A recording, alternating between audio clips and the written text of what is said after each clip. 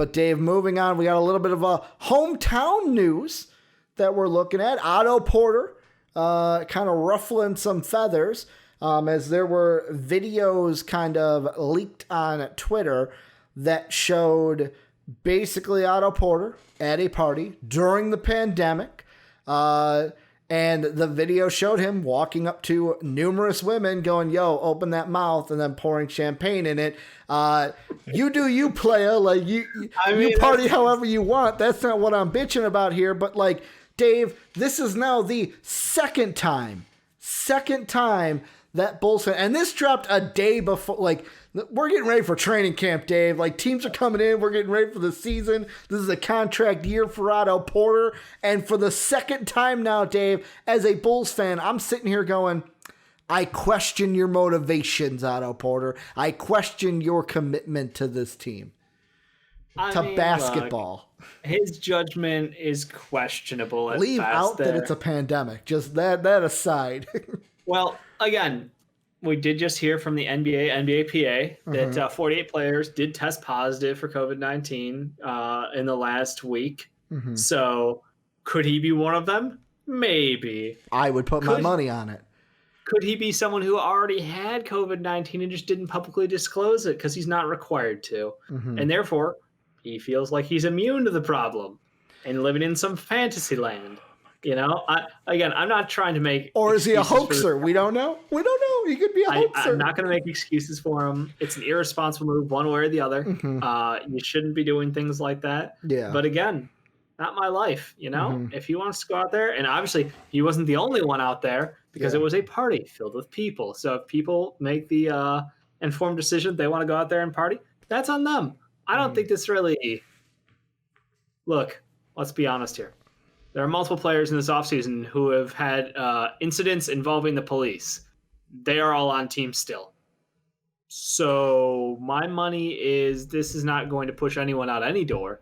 Oh, I'm not saying like he shouldn't be on an NBA team. No. Those teams all re-signed their players. Yeah. That's my point. So I don't think he's going anywhere. I don't think this pushes anyone into a trade. I think it does. Changes value. Or I don't think it should.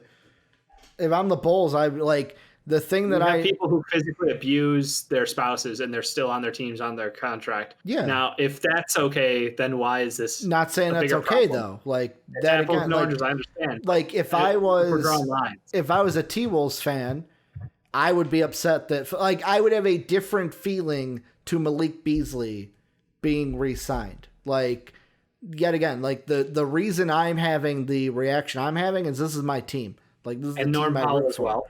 Norm Powell as well. Like there are numerous cases. I'm not saying like I can name a couple more, but points out there. And that's the thing. Like with me, I'm kind of sitting there and going like, well, no one like at least me. I'm not comparing the two. Like they're both shitty situations. If I had one of those players on my team, I wouldn't want him on my team. The thing that I kind of judgment. That's what it all comes at the root of its problem. It is questionable judgment, and that's why for me, I feel like there's two thoughts coming through my head. Number one, if I'm the Bulls, I'm looking to move Otto Porter as soon as possible because like you have AKME coming in, and we're trying to set a culture. We're trying to kind of rebrand the Bulls and rebuild like. Not going to a full rebuild, but basically we got to set the culture here. We're bringing in Billy Donovan to erase everything that Jim Boylan had set up the last, what was he here 2 years? Am I wrong about that? Was he here 2 years? Was it 2 fucking long years? I had to deal with him.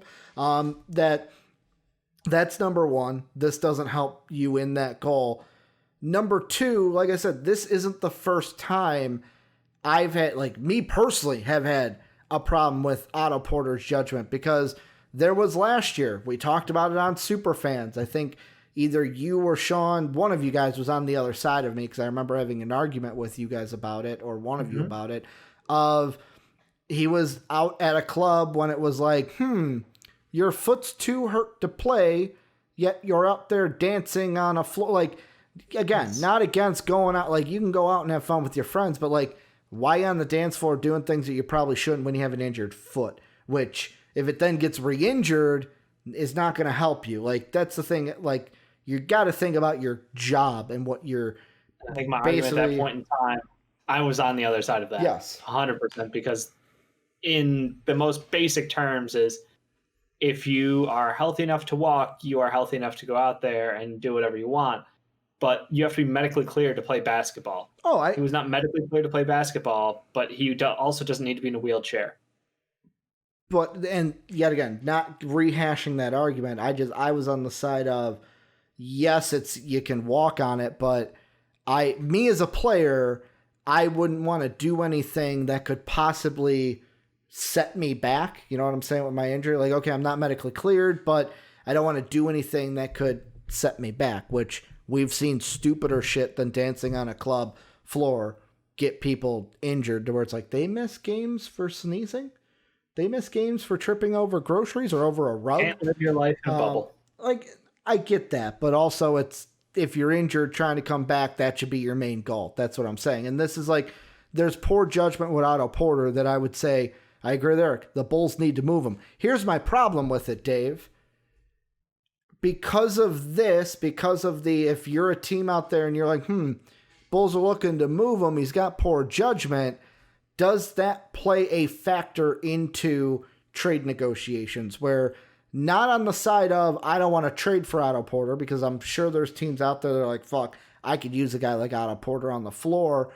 But by Otto Porter doing this and all this drama with it, is this going to, if the Bulls look to trade him, is this going to hurt what they could possibly get back in a deal of like, could teams spin it to where it's like, fuck, you want that? Why would I give you that when I basically have to deal with all this drama? And like, is Otto Porter basically hurting a package the Bulls could get for him potentially with poor judgment? Yeah, it doesn't help.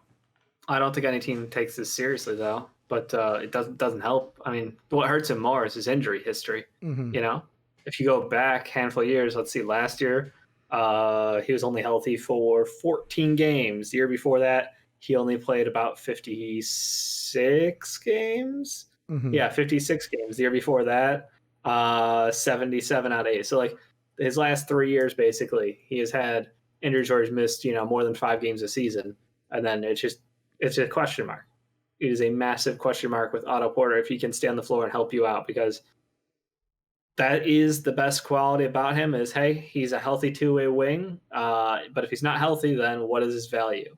It's a huge problem out there, and he's a limited player on a massive contract. So I don't think his value league-wide is high at all.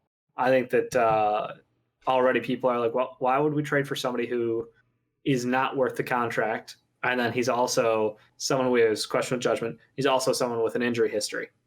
So like the stats don't line up for the money. Yeah. The health doesn't line up, and the judgment doesn't line up.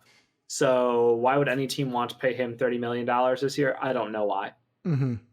Yeah, and it's just something to where it's like, I have a feeling like there's a part of me as a Bulls fan that's like, oh, you should look to trade him now.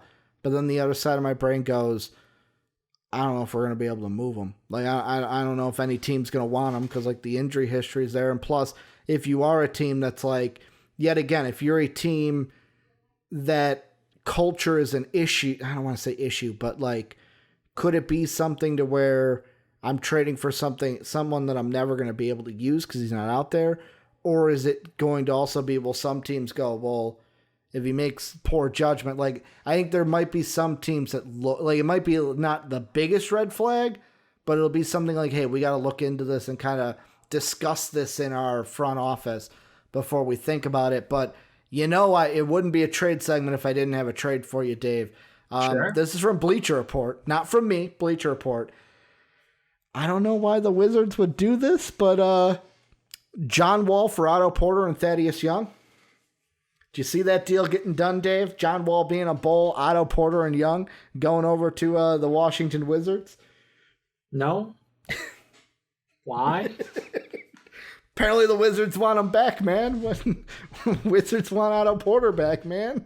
Says who? They just year after year drafted joking. Oh, okay, I was like, they just drafted 2 wings in a row. They do not want Otto Porter back. Yeah, I'm on the side of like, why would they even want, like, if I'm the Wizards, A, not trading John Wall right now. B, I was, I'm not looking for Otto Porter. Again, John Wall is someone who, as soon as he starts playing games, he can rehab his value. But right now, his value doesn't line up with this deal. Otto Porter could be someone who puts up 20 points a night, and gets, like 7 rebounds and 3 assists, in which case he would be very attractive for a lot of teams. If he can start the season off that way as a feature piece of a team, then there's value around the league. But as it stands today, I think this does nothing to help his value, and I think this does nothing to force a trade because the value isn't there. You'd be giving him up for pennies on the dollar, and it would be to one of the trade exception teams. Like, we could give him up to OKC, and then they would flip him for something like a couple picks in like 2 months when he's eligible to be traded again. That's my concern. Yeah, I mean, I felt this from the beginning, but maybe more so now. I feel like by the trade deadline, Otto Porter will be moved. I don't think that's possible. I don't think he finishes the year with the Bulls, and I feel like the Bulls might be saying after this, okay, we might not trade him right now, but we're going to be, if we're thinking about trading him, we might be thinking about trading him more.